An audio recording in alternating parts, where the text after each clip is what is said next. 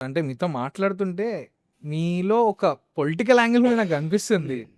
Is there any chance of like that everything? అంటే మీతో మాట్లాడుతుంటే చాలా పొలిటికల్ నాలెడ్జ్ ఉందని ఫీలింగ్ ఉంది నాకు.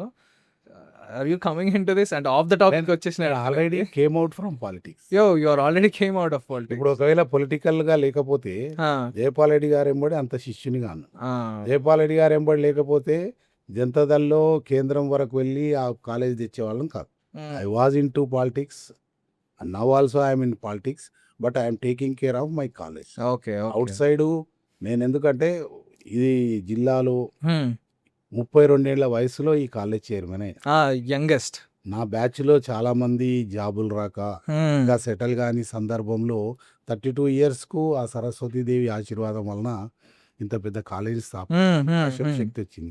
దీన్ని సరిగ్గా నడుపుకుంటే ఈ జన్మకు చాలని భావించిన కాబట్టి బయటి వ్యవహారాలు అప్పుడప్పుడు చేసినా ఓకే. కానీ కాలేజే ప్రధానం.